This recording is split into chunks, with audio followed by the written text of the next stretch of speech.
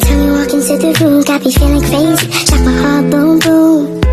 Any other boy would stare, but me I look away, cause you're making me scared. Trying not to breathe, 1, 2, 3.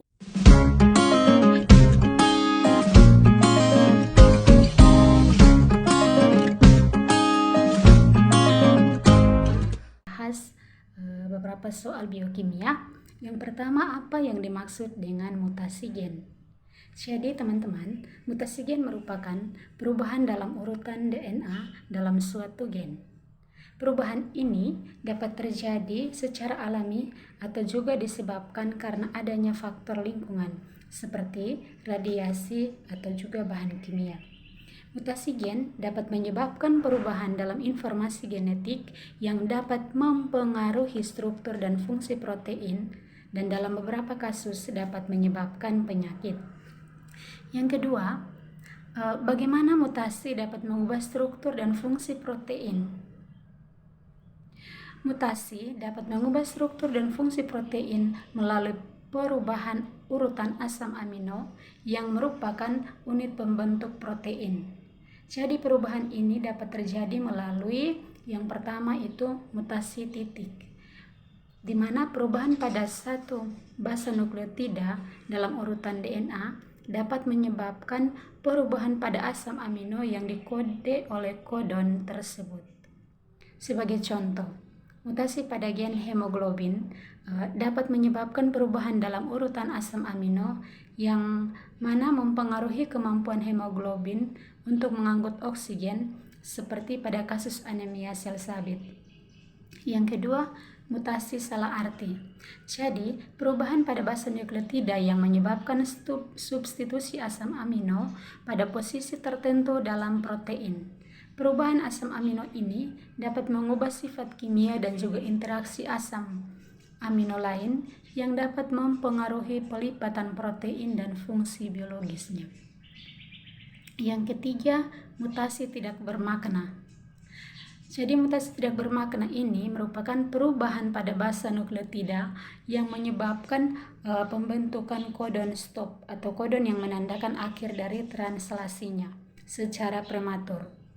Akibatnya, protein yang dihasilkan menjadi tidak lengkap dan tidak berfungsi atau memiliki fungsi yang berbeda dari protein yang normal. Yang ketiga, apa hubungan antara struktur DNA dan fungsi gen dalam pewarisan sifat?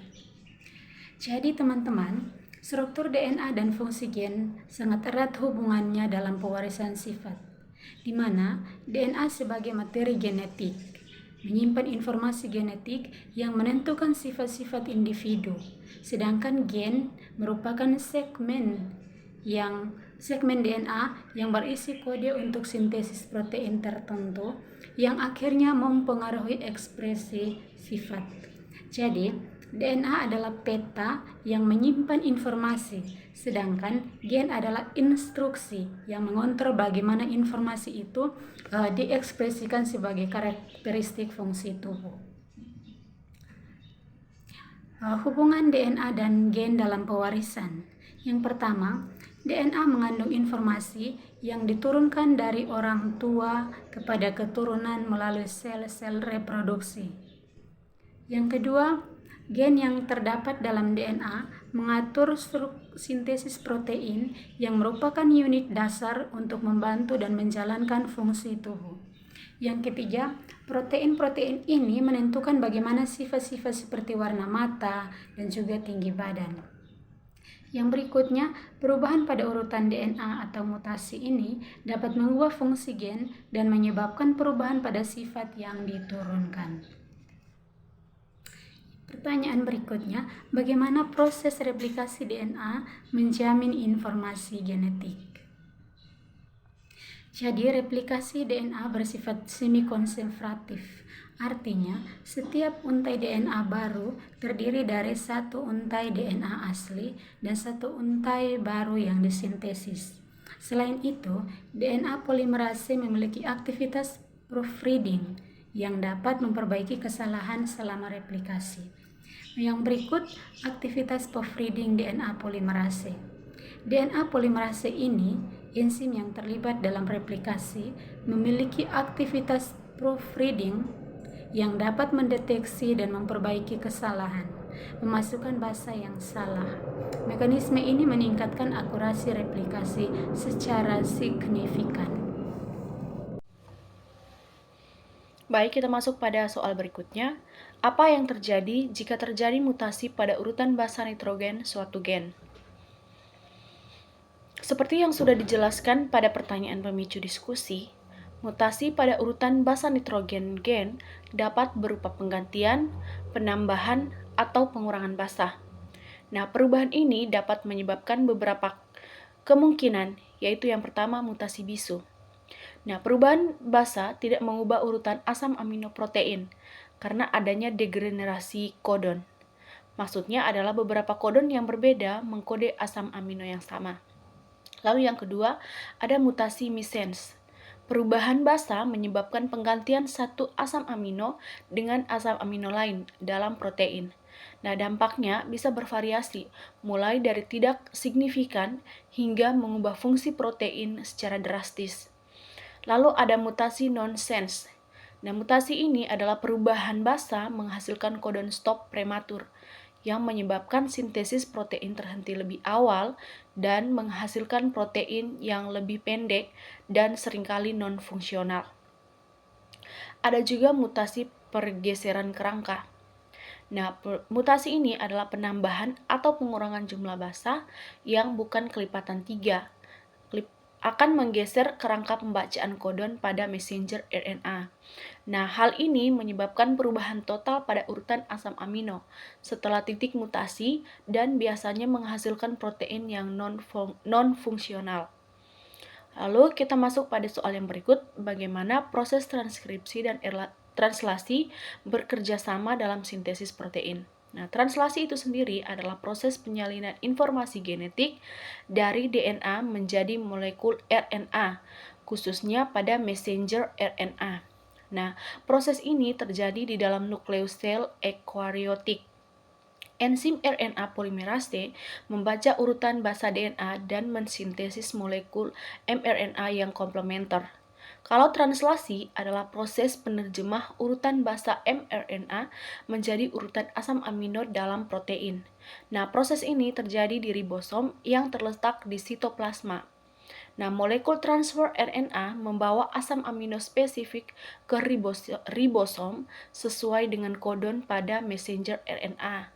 Nah, kemudian ribosom merangkai asam amino, lalu asam amino tersebut menjadi rantai polipeptida atau protein. Jadi, transkripsi itu menghasilkan pesan genetik dalam bentuk messenger RNA, sedangkan translasi adalah proses membaca pesan untuk merakit protein. Nah, keduanya ini merupakan tahapan yang sangat penting dalam ekspresi gen. Selanjutnya kita masuk pada soal bandingkan struktur dan fungsi DNA dan RNA. Nah, struktur dari DNA memiliki gula deoksiribosa. Basa pada DNA adalah adenin, guanin, sitosin, dan juga timin. Untai pada DNA biasanya double helix atau dua untai yang berpilin. Ukurannya sangat panjang dan stabil. Lokasi utamanya pada nukleus sel eukariotik. Fungsinya adalah menyimpan informasi genetik jangka panjang dan mewariskannya kepada keturunan, dan mengontrol aktivitas sel melalui sintesis protein. Sedangkan struktur RNA, gulanya itu adalah ribosa. Basanya adenin, guanin, sitosin, urasil yang menggantikan timin. Untainya itu umumnya untai tunggal, dan ukurannya lebih pendek dan kurang stabil dibandingkan dengan DNA. Nah, lokasi RNA ini utamanya di nukleus dan sitoplasma pada sel eukariotik. Fungsi dari RNA ini dia berperan dalam sintesis protein, mRNA sebagai pembawa informasi, tRNA sebagai pembawa asam amino, dan RNA sebagai komponen ribosom. RNA juga memiliki peran regulasi dalam ekspresi gen. Selanjutnya kita masuk pada bagaimana enzim restriksi digunakan dalam rekayasa genetika. Nah, enzim restriksi itu yang juga biasa disebut dengan oklase restriksi adalah enzim yang dapat memotong molekul DNA untuk urutan basa spesifik yang dikenal sebagai situs restriksi. Nah, penggunaan enzim restriksi dalam rekayasa genetik itu sangat penting karena ada beberapa hal. Yang pertama itu ada pemotongan DNA pada lokasi yang spesifik. Nah, ini memungkinkan para ilmuwan untuk memotong DNA dari sumber yang berbeda pada lokasi yang dapat diprediksi dan dikendalikan. Lalu yang kedua itu ada pembentukan fragmen DNA, menghasilkan fragmen-fragmen DNA dengan ujung-ujung yang spesifik seperti ujung yang lengket atau ujung yang tumpul.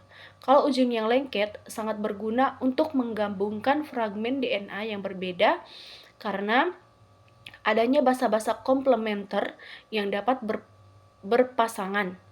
Lalu ada penyisipan gen. Nah, ini memungkinkan penyisipan gen atau fragmen DNA tertentu ke dalam molekul DNA lain, seperti plasmid bakteri untuk bertujuan cloning atau ekspresi gen. Lalu yang berikutnya itu ada analisis DNA. Nah, ini digunakan dalam teknik seperti restriction fragment length polymorphism. Nah, ini untuk membedakan individu berdasarkan variasi dalam situs restriasi DNA mereka. Sekian hasil presentasi ini. Terima kasih dan selamat siang.